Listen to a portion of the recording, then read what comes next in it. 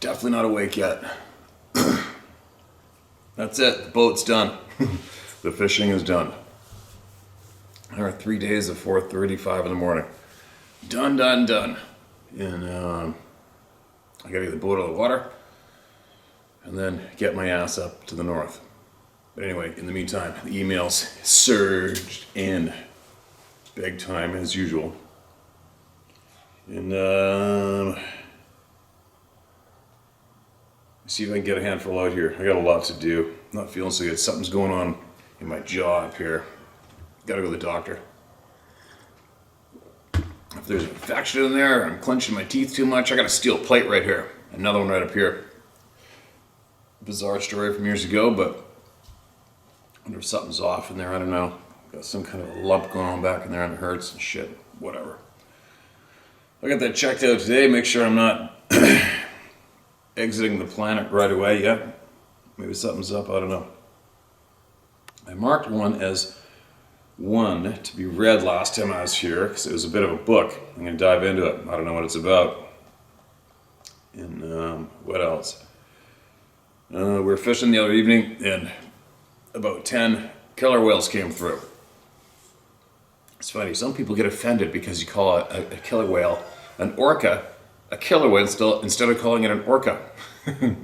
We'll tell you what, until you've seen those suckers in action, you might change your mind about not calling them orcas and calling them killer whales.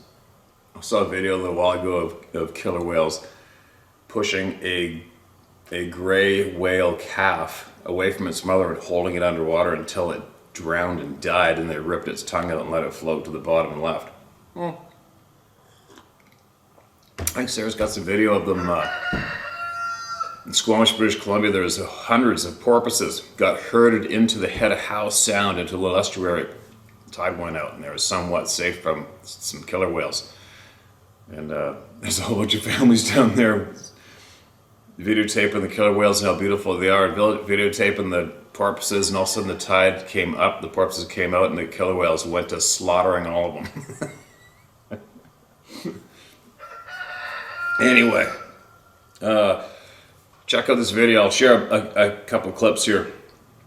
If I didn't put them into the intro video here soon, but we were fishing the other evening, and about 10 of them came all around the boat. So I kept on fishing for a while, videotaping them. Then I realized the motor sound in the background kind of sucks, and the fish are not going to bite now anyway. So I shut the motor off, and they swam and jumped all around us, and one came right up to the back of the outboard motors. Pretty cool. And that's that. So check that. Check these clips out for a second.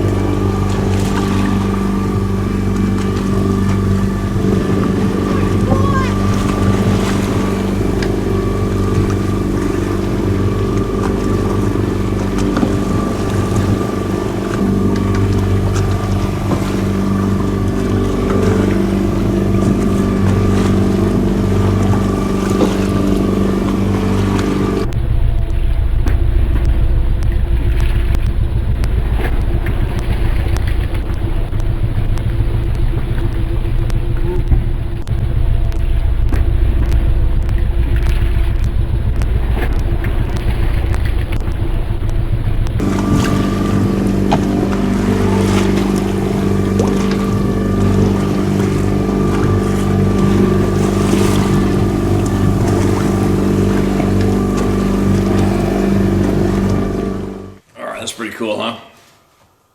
Now, let's see what we got here.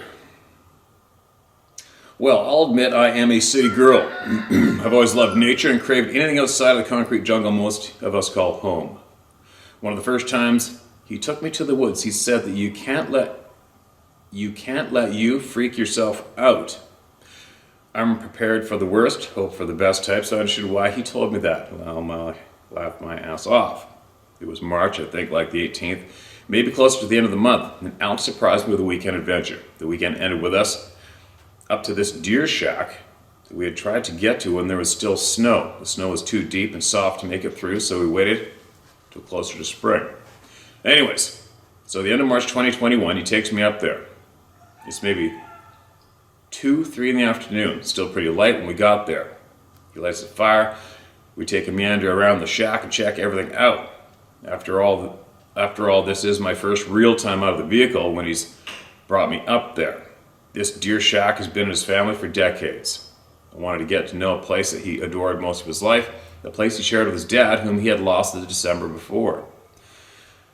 The woods was where he always went to get his mind right, which I could fully believe. I have the same kind of solace. So I pushed us to go to the woods. I knew his soul needed, especially now that both of his parents were no longer in this realm. So, we explore the shack and check out the house and just kind of relax and absorb the nature and the beauty of everything. I have never in my 30 years living in this state have ever seen trees as dense as the state forest. It was flabbergastingly beautiful, just astonishing. I'm standing at the fire. It's dark by now. He's got his headlamp on and is on the main gravel trail from the way in. He loves rocks, like all kinds of rocks. LOL, very passionate. So I'm kind of watching him in the fire. He advised me of predators that were not only known in the area, but bears that him and his dad and family would hunt from the shack. So I mean springtime, woods. I'm very alert. I'm drinking a beer, but alert to my surroundings. It was cold. March in Minnesota is not warm. I mean, it's not usually polar vortex cold like January, but still below 32. I remember putting my hat back and then hearing like these whispers. I couldn't make out what it could possibly be saying, but it instinctively sounded like voices, but so faint that you couldn't distinguish any type of words. I kind of focused on the tree line around us and do a slow 360 in place, just kind of looking for something out of place. Anything that looked different from the last look around. I shook it off, continued drinking my beer. I tried not to put too much energy into it. When they started again, after I shrugged it off, I got this feeling of disrespect, like I was being disrespectful. You know, the kind of shame-esque feeling in your gut that you get when you have hurt someone's feelings really bad? Just out of nowhere, this feeling like I was being disrespectful. So, off the hat came and the whispers stopped completely. I kind of walked around the fire and observed the tree line again, but saw nothing. I looked up at Alex, who was still looking at the rocks in the road, just completely oblivious to anything else. I mean oblivious, not completely oblivious, but more focused down than around him. Again, to shrug it off. Don't let me get to me, remember. I'm an overthinker. I'm also pretty spiritual and believe that we are energy. And when we die, the energy resides just not in the body in which it was contained. So with that, I do believe spirits get stuck here. And when paranormal happenings are in the process of happening, well, the more thought you give it, the more of it manifests. So paying no mind is what I tried to do. I was drinking so I could just easily convince myself that my imagination was absolutely getting away from me. Absolutely, it made sense. We started to let the fire die down, and I put my hat on a few more times, but taking it off again when I got that feeling each time I put my hat on. It was really weird that it didn't happen with my hat off. Alex decided it was time to go, but couldn't find his clicker for his truck. By clicker, I mean this little thing to unlock and lock, you know. I shake my head, so he says, we can't leave till we find it. I started having this feeling like there's something watching us. And again, I had a few more beers by this point, so I think it's just my brain. But I genuinely feel unsafe, so I go to the truck. Something told me to go to the truck, and I followed my gut feelings. Alex is mad by this point because of frustration. The clicker going missing is just a nutshell in how life treats him at times, LOL. So he gets mad that I'm not looking more with him, and I tell him how I feel, and he just brushes me off because, with all honesty, I am a city girl, and what do I know? So I try to help looking for it, but no avail. We get in the truck, and then he was so angry that he wasn't going to leave, but he couldn't find the fire door for the wood stove inside. He finally agreed to leave, madder than mad that he couldn't find it. Upon later review, I had taken a video in the late afternoon when we were there, and there was a tree break recorded in it. I also don't remember hearing any tree breaks. I remember hearing noises that I didn't know what they were, so it just made me more cautious of our surroundings. I've never been in dense nature like that before, so I honestly don't know all the forest sounds, LOL. So now fast forward to April 11th, 2021. I get him to agree to go up again because PSH, my brain was tripping, whatever. It was just a weird feeling, right? Plus, it was breathtakingly gorgeous. We packed the truck and go. When we get there, we stop for wood at his buddy's place. So then we got on the road leading to the deer shack. We get maybe halfway down this 2-track and come up on this bunching of trees. It was 6 or 7 6-inch to 8-inch in diameter birch trees pushed right over the road. Alex was prepared, being the woodsman that he is. We discussed the plan, because naturally I was like, what are we going to do? Chop our way through or go to the campground for the night? I was fine with either, honestly, but chop his way through, of course. It was quiet, so quiet. I'm sure you could hear his axe from at least a mile or two away. I'm watching the forest for any sign of predators, and that was my job. And I did it happily. He got through them all and was happy attaching the tow rope to pull them when I noticed all the roots of the trees had just chopped through. When I noticed all the roots to the trees he had just chopped through. It was a cluster. So, when whatever happened to them happened, the root system came out of the ground with it. None of the other trees, same size in clusters or out of clusters, were damaged like this. I found it odd that the root system was exposed, as if something pushed the whole thing over. I addressed it when Alex got in the truck. He kind of thought about it, but shrugged it off with a it could naturally happen type of whatever. There's no commas in this, so I'm a little rough. So whatever I said, 2. Onwards to the deer shack. We get there, unload. Alec gets the fire door while I start unloading, and he gets both fires, inside and outside one. We get everything inside and do a little bit of setup for the night so we can eat and sleep. We enjoy it, the calm, the silence, the sheer beauty of Minnesota night sky and clearing in the middle of nowhere.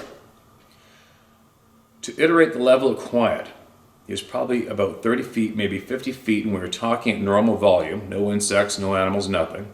A bird here and there, but otherwise just no sound aside from us and the small bowing sound the trees made when they rubbed against each other in the breeze. I cooked us dinner, and we were standing probably about 7 feet apart, just enjoying the fact that we got to get away, or at least I was enjoying that at that moment, LOL. We decided to go to bed, but lingered silently for a moment longer. In that moment,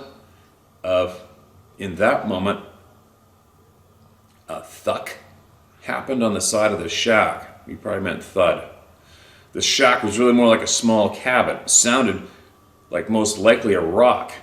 I shoot Alex the same look he shoots me, and I know what I just heard, because his face, I shoot Alex the same look he shoots me, and I know I heard what I just heard, because his face, he heard it too. We just kind of looked at each other and both simultaneously brushed it off, because who would be 7 or 8 miles back in the brush at 2 in the morning in effing April? Effing no one. We go to bed. Mind you, I was adamant about locking the front and back door. I said, if an animal does know how to open doors, maybe it'll be a deterrent. Obviously, if it wants in, it's going to get in. But let me have my happier perspective of life, right? So we'd already had the doors locked. We go to sleep. The next day we're outside, and I got that feeling again as if I was being watched all day. Anytime we were somewhere for more than a few minutes, I'd have that feeling. We drove up and down the main stretch of trail from one highway to the other. On the way back towards the shack road, we had decided to stay a second night. I wasn't ready to leave, honestly, but I didn't want to go back to the city, back to work, back to the tragic grind of working to have barely your basic needs. You go to a nearby town to get food for the night, since we had only packed for one night.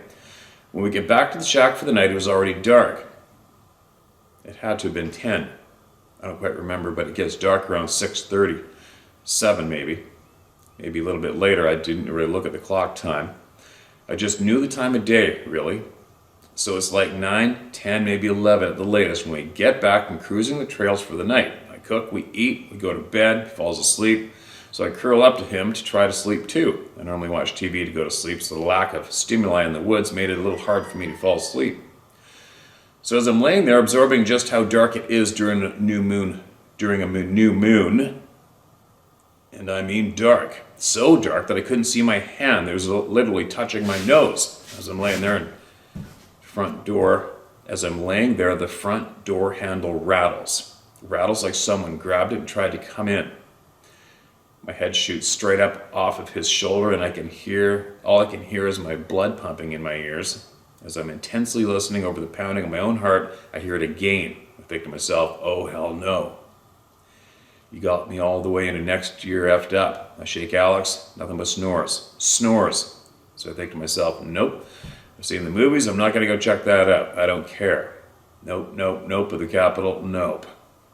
Straight up F that shit. So I don't know how long it took, but I finally fell asleep. When we woke up, we were greeted with about 2 inches of fresh white snow. It was the most gorgeous thing I've ever seen, period, hands down. Alex took a video before we left, and in this video you could also hear a tree snap. Fast forward April 18th, we go up again. Every time we are stationary, have that being watched feeling. The afternoon of the 19th, we went up for a hike up the trail, going away from the main trail that the shack road comes off of. While we're on this walk, I keep a watch behind us for any type of animal that may or may not bring us harm. When we returned from the walk, I was standing with where the tree line would be, but in the trail road, and caught a big whiff of what to me smelled skunky. Not weed skunky, but like straight Pepe Le Pew skunky. Like that heavy, musky smell. I'm not gonna lie, I frantically look about and state aloud that I just smelled a skunk smell and I was excited. I love nature and animals, and being out there, I was excited to get to see them in something other than a backlit screen. So I'm looking about, but don't see nothing. Wow. We spent a lot of time outside. I read a lot of my book while he searched for rocks. We ended up staying up all night, him tending to the fires and me reading my book and enjoying feeling his energy finally evening out. I go to bed as it's getting light on the horizon. It was going to be pretty, but I knew the crap sleep I was getting up there, I needed at least a few hours. The afternoon of the 20th comes. We're all sitting there silent because we had a small bickering that morning. The back window in the shack was open because it was rather warm in the shack with the wood stove going, and all of a sudden a growl of some kind broke the silence. I looked at him, worried. He looks at me like, oh, gives me a be calm and quiet signal. It's a long one. He waits a few minutes before getting up and looking out the window. He said, all casually, probably a bear, and decided he was going to see if he couldn't find any tracks or see it. I stayed inside and watched him from the window above the sink. He said he didn't see or hear anything else while he was out there. We decided to go on a trail ride since we were staying one more night. We're going to go back that afternoon, but I just wasn't ready to go back to the city. We went to a nearby lake, maybe 2.5 miles as the crow flies away. It was dusk. There was this loon that was so loud, or rather appeared so loud because it was so quiet. April was before any bugs are reanimated, so just crystal clear quiet. It was beautiful.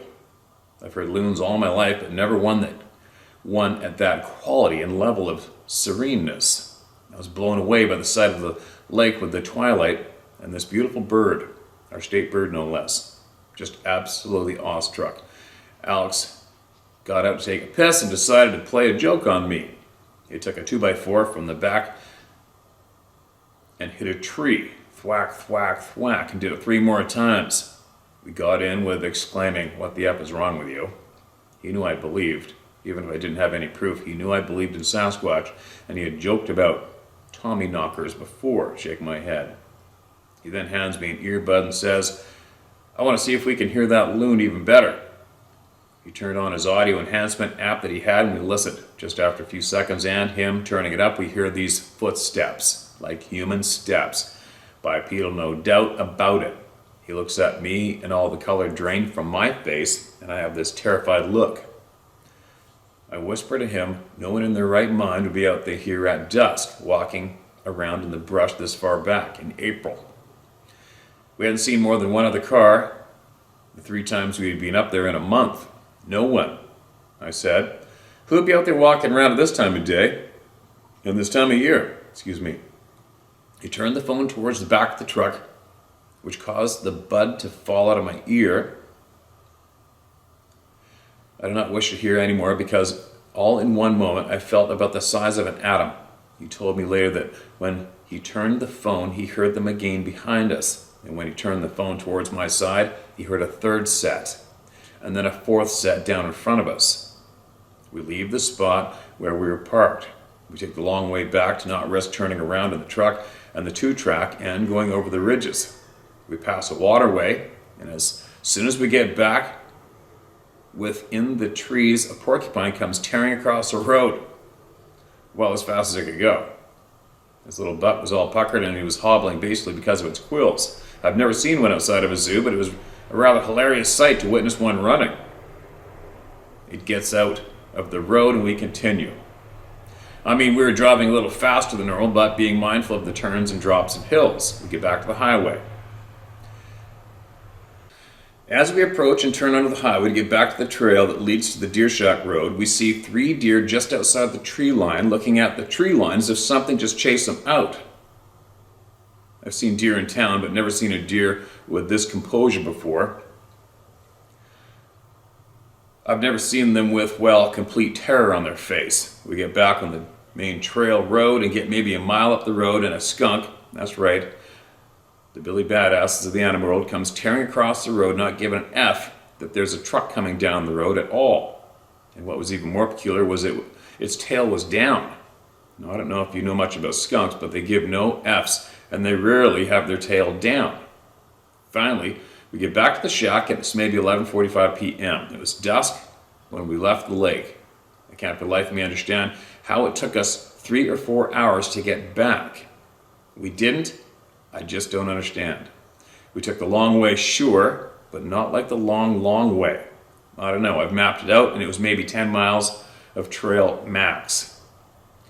We get back to the shack to go inside, immediately start cooking because I just want to eat and go to bed. I had enough excitement. Alex decided he needed to start a fire outside, and a big one. While he was out there, I got this sick feeling that I should be watching him. I go to the window.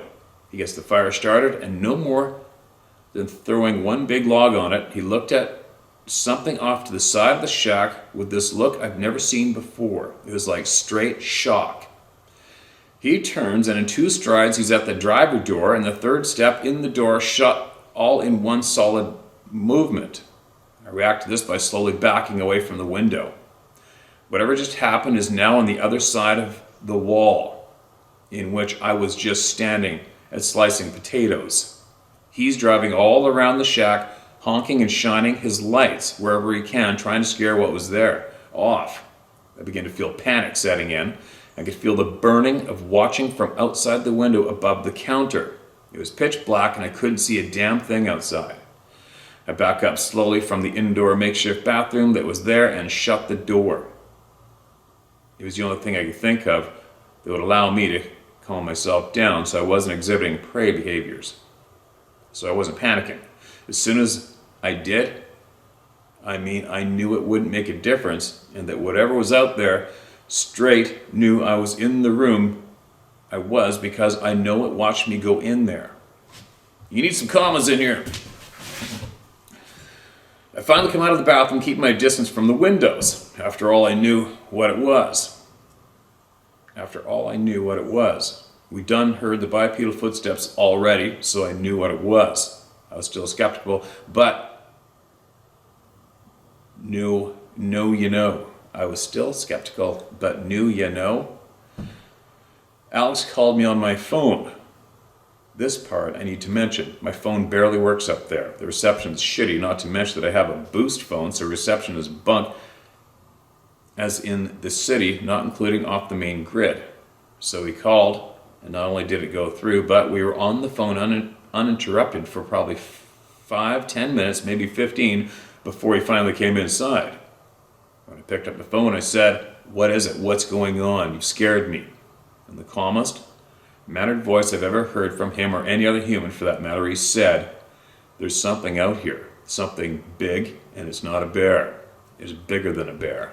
You need to grab your stuff as quickly and as calmly as you can. As calmly as you can. Do not rush, do not run.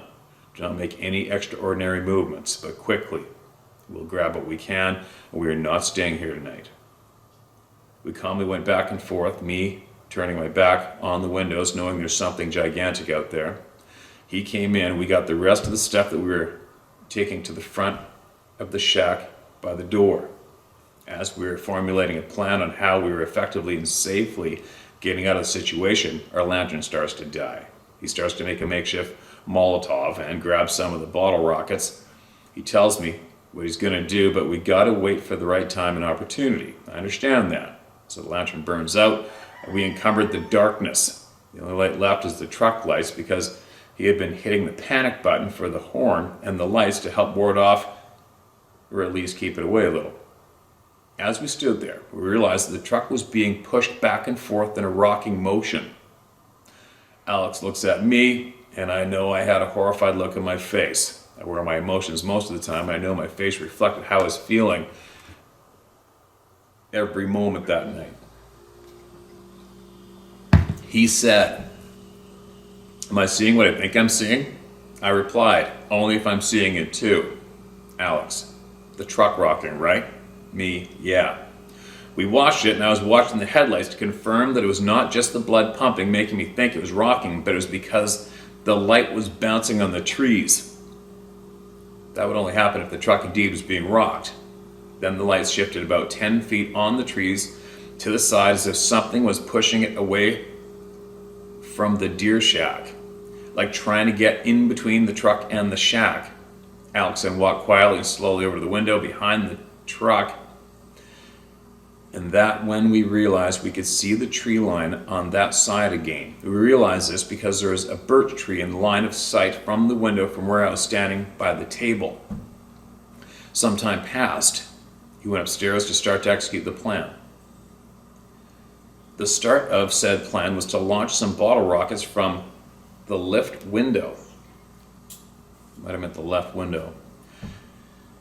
He said he took out the screen and was shooting them off.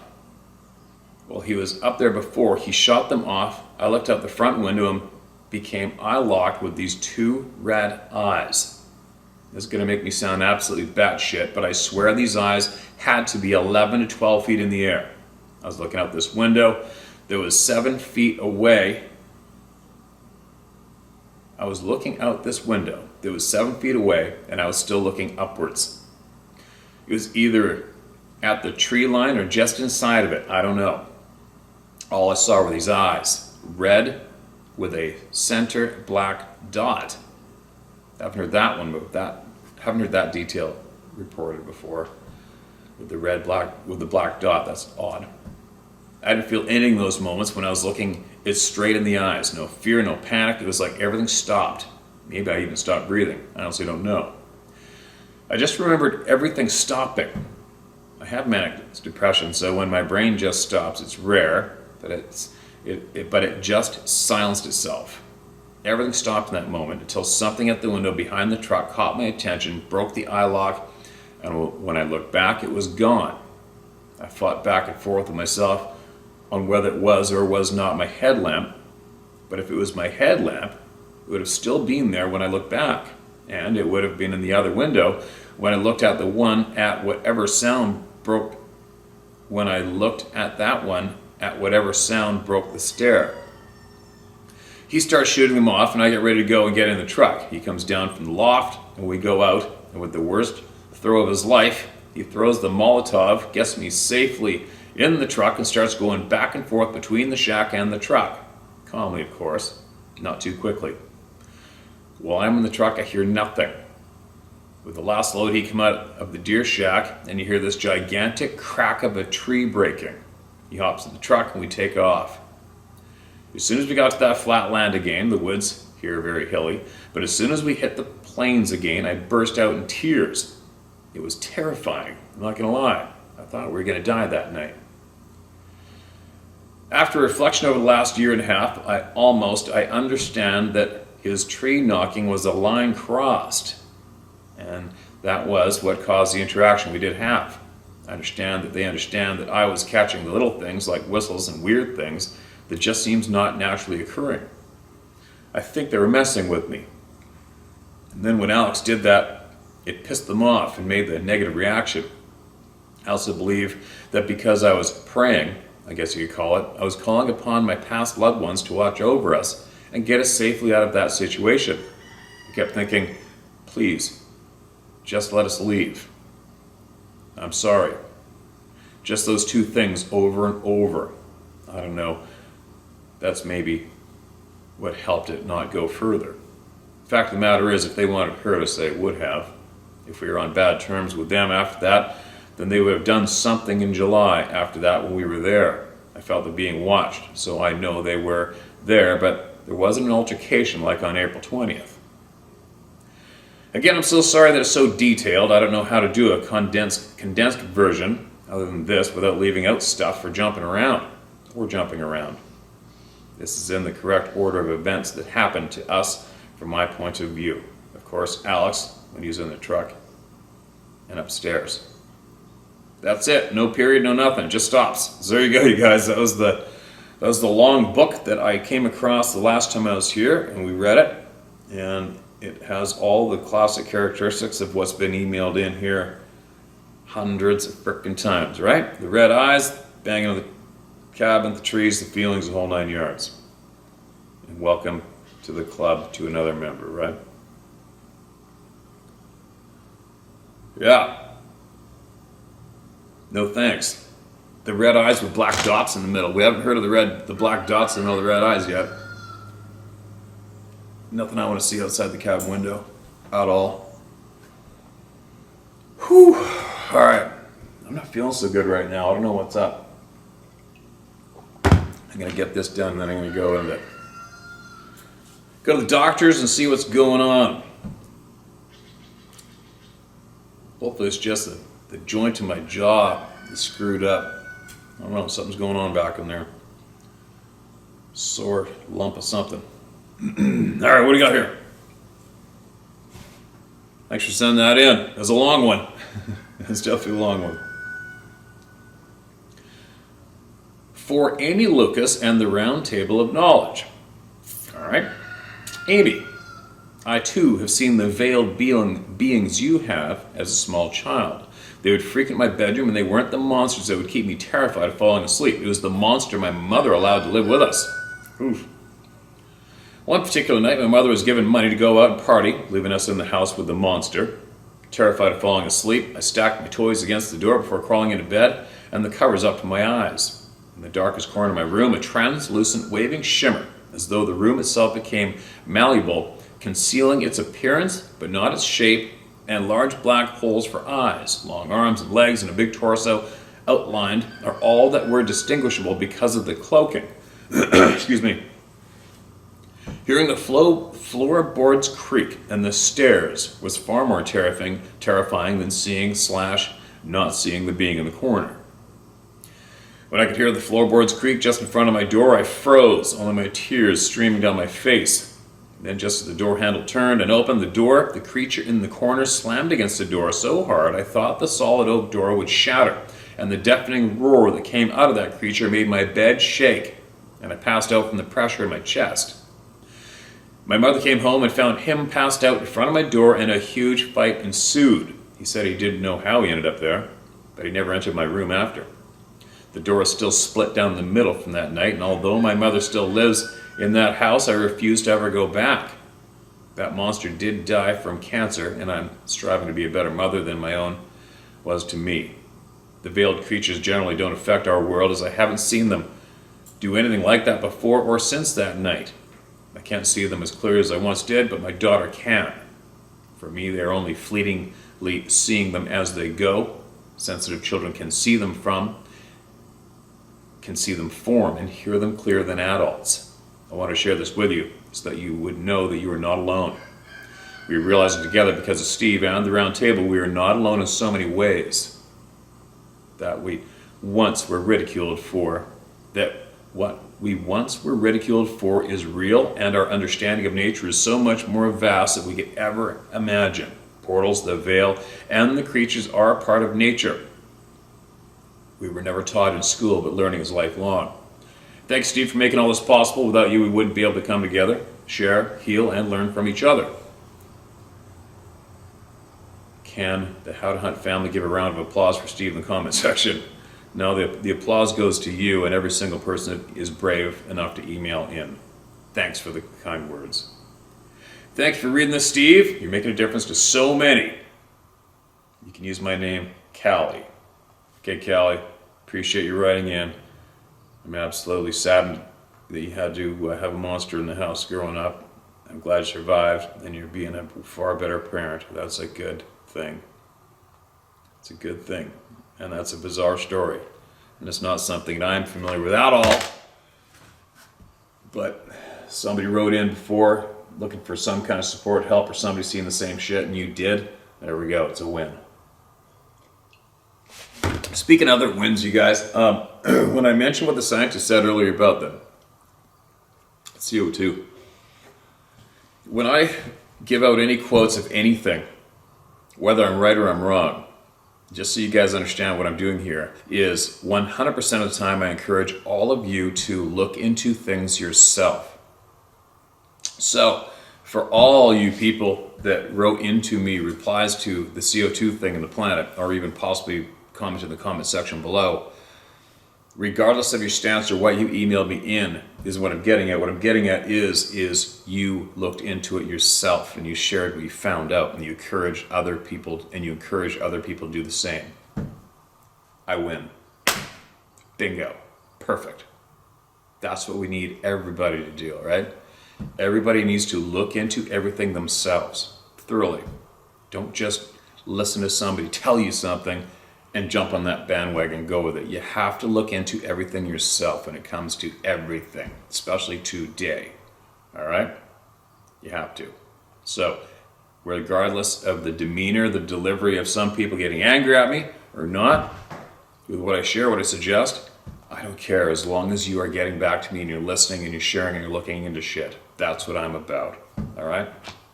And what I believe shouldn't matter to any one of you, what I believe or not. Hope that made sense. Hope it made sense. Okay, what's this one? It's titled Sasquatch. It's very short. Steve, I've seen Sabby twice in 25 years of hunting. And just wandering around the Cascade Mountains in Oregon, had a boulder thrown at me. For good reason. Pine cone thrown, roars and screams. They seem comfortable hanging around my home here in the mountains as well. None of this is important compared to the real reason government wants Sasquatch to stay within the realms of myth and legend.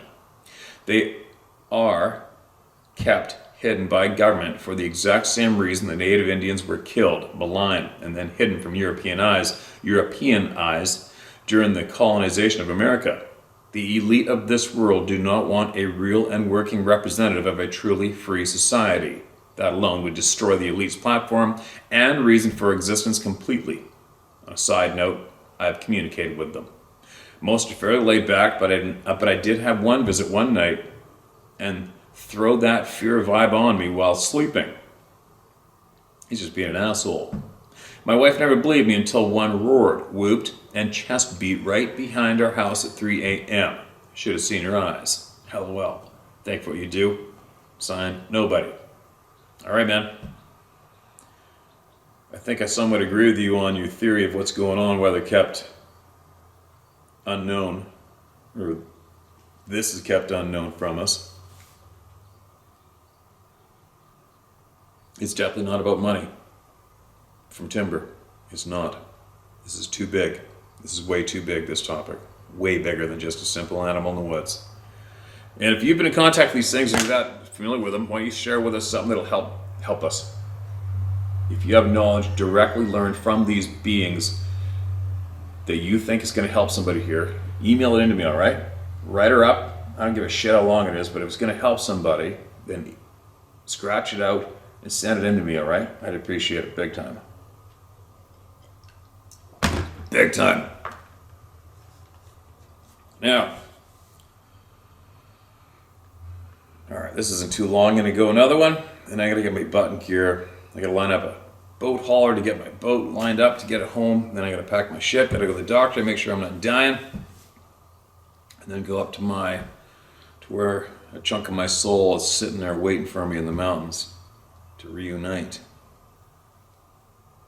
A really crazy thing happened to me and my female friend a few years back. I've never told anybody until now. Perfect. Steve, thank you for being here for people and willing to listen. Listen to this crazy story. We have never told anyone until now about what happened to us, and boy did it happen. It scared us very badly. This happened about 15 years ago. We've not forgotten it. We do not know what had happened. We did not see Bigfoot.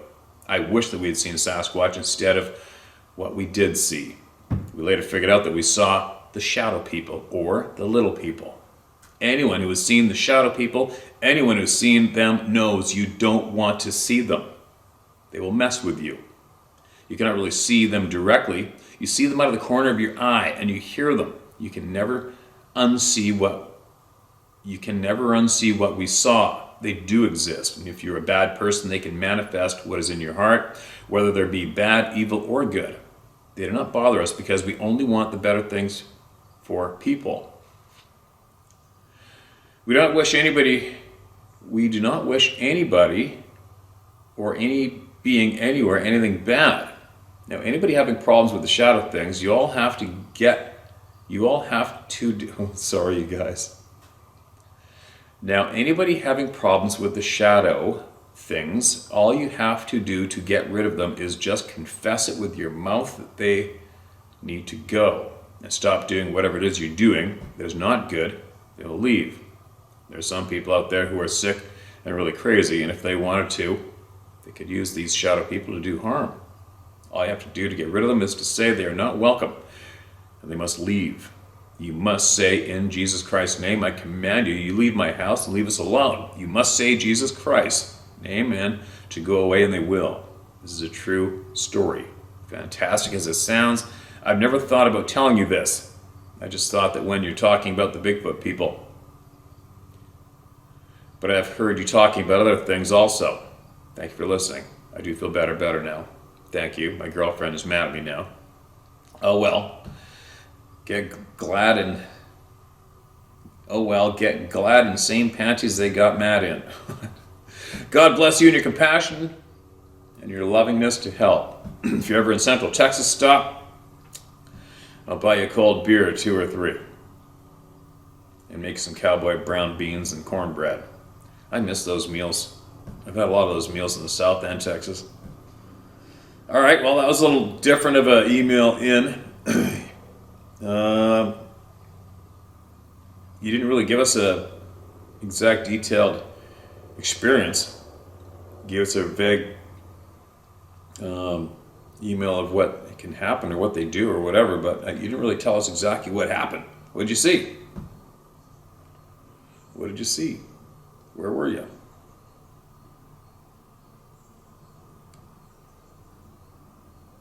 Huh.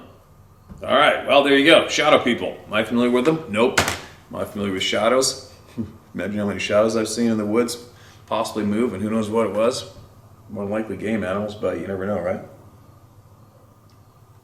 Anyway, that was a little bit of a different volume of emails today, wasn't it? I don't really see anything helping anybody here in these.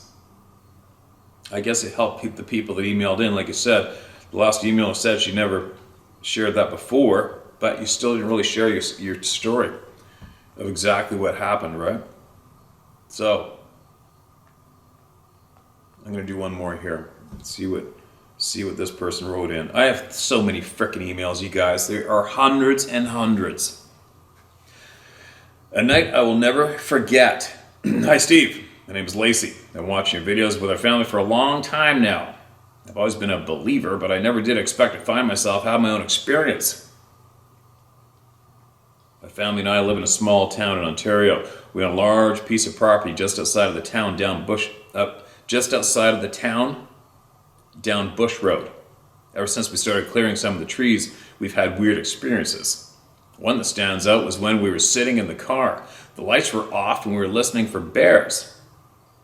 Out of nowhere, we heard a loud scream thing from directly behind the car. The voice was deep and it lasted so long, we left immediately and went home. Well, things for me personally have been quiet since then. That is until tonight. I decided around 8 p.m. that I'd go for a car ride. I took my mother and sister, 11 years old, with me. We drove some time, and around 9, I dropped my mother off at home and went back out with my sister. Well, we drove a long time, and then it got dark, so I decided to take her home. We love looking for bears and deer, so I decided I'd drive to the very end of our road and then return home. We hoped to see a bear, so I drove very slowly looking into the brush. Once we got far down the road, nearing the end, I suddenly saw a dark figure standing near a tree just off the road. My heart felt like it fell into my stomach, and I was sure I'd throw up. I didn't dare stop the vehicle. Rather, I sped up a bit and locked the doors. The yellow eyes of the creature seemed to stare at the vehicle, watching closely as we passed. My little sister joked, saying, "That tree looked like it had eyes." I honestly don't know if she saw it or not, but I just laughed a little and said, "Fireflies." Genuinely, inside I was terrified. I've seen bears, deer, moose, and so many other animals, and nothing has ever scared me like that.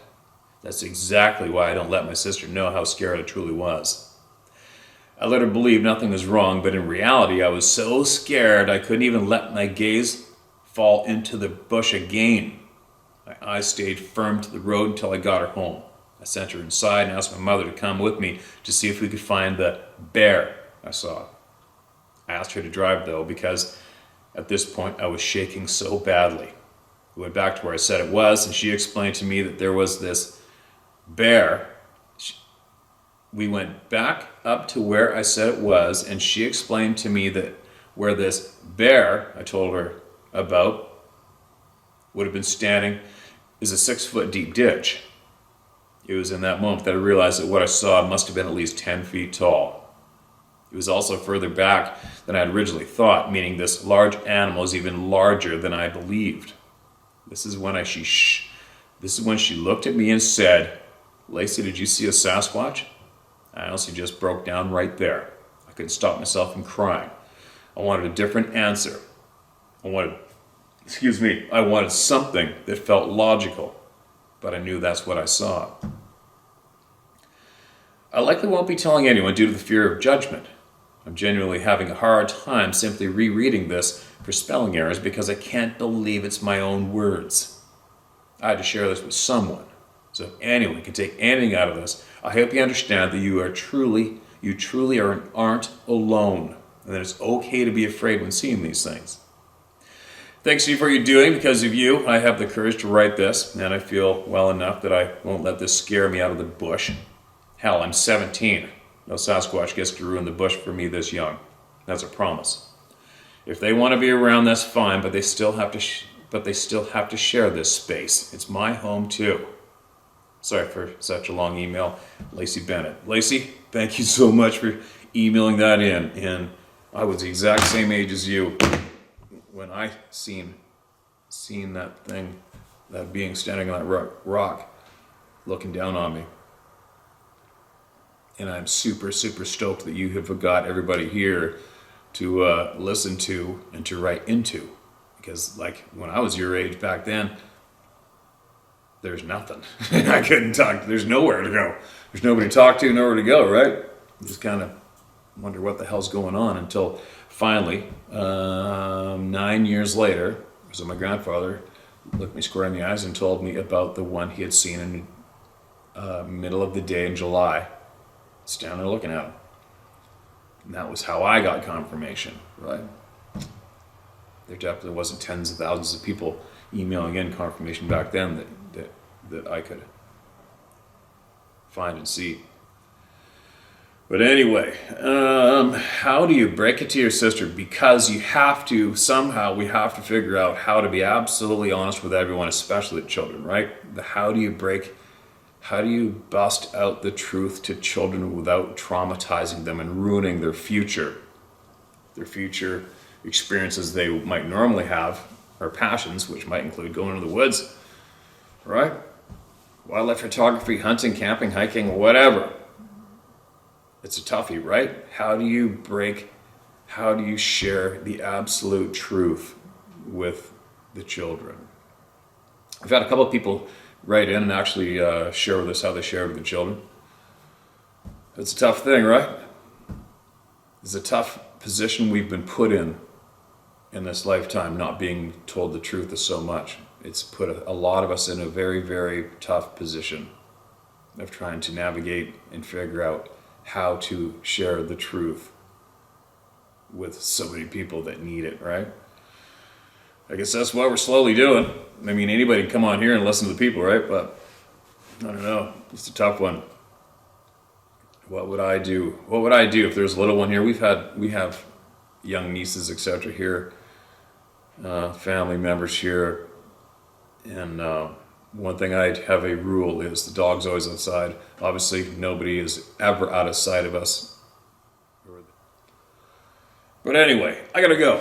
I gotta get this out. I gotta start organizing my shit, getting ready to go. I'm gonna go to the doctor here in an hour and see what the hell's going on in my head. And no, it's definitely not teeth. It's like way back at the back of my jaw and then push up like that far past your last tooth on the top. And there's a frickin' pain in there and a bit of a lump. And I think it might be possibly due to my jaw being offset.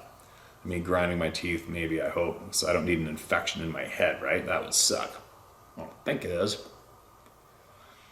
But I can feel and hear almost like meat grinding in my ear when I open and close my jaw. I think it's my jaw's off. Unfortunate, but here we go. I'll be back shortly, and I'm going to share much. And very, very soon, I'm going to be sharing from remote places again. Finally, thank God. Send it in, man. Send in what you got. Send in help. Send in what either helps you directly by getting something off your chest, or share with us something that's going to help somebody, all right? It's very, very important to do that today. I'll be back.